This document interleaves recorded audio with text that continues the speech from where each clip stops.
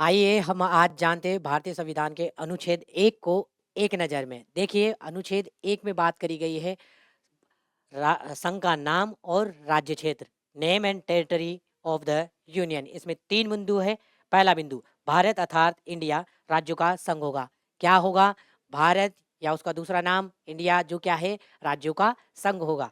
दूसरी बात, राज्य और उसके राज्य क्षेत्र वे होंगे जो पहली अनुसूची में विनिर्दिष्ट है। तीसरी बात, भारत के राज्य क्षेत्र में क्या शामिल है? ए, राज्यों का राज्य क्षेत्र। बी, पहली अनुसूची में विनिर्दिष्ट संघ राज्य क्षेत्र अर्थात यूनियन टेरिटरी। ठीक है। और तीसरा सी, ऐसे अन्य राज्य क्षेत्र जो अर्जित किए जाए वह समाविष्ट होंगे। जो हमारे भारत ने क्या करे हैं, अर्जित करे हैं ऐसे क्षेत्र, वो भी इसमें शामिल होंगे। देखिए अनुच्छेद 1 के खंड 1 में बात करी गई है भारत अर्थात इंडिया राज्यों को राज्यों का संघ। ठीक है।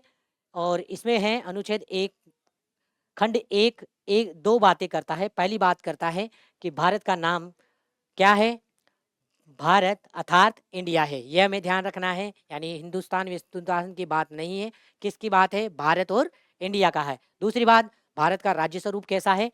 राज्यों का यूनियन है। देखिए हमारे भारतीय संविधान में फेडरेशन शब्द का उपयोग नहीं है। हमने क्या कहा है?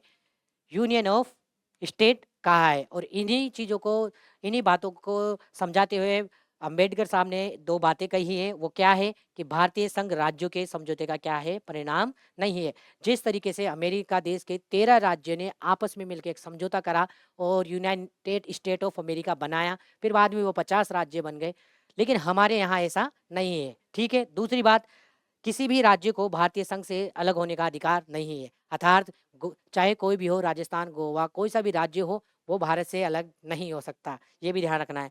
भारतीय राज्य क्षेत्र में तीन क्षेत्रों से बना है। कौन कौन से? राज्यों से, केंद्र शासित प्रदेशों से और अर्जित से। अभी वर्तमान में 28 राज्य हैं, 8 केंद्र शासित प्रदेश है और अर्जित क्षेत्रों में है गोवा, दमन दीव, दादर नागर हवेली, पौंडुचेरी और इस तरीके से। तो ये था आज का अनुच्छेद 1।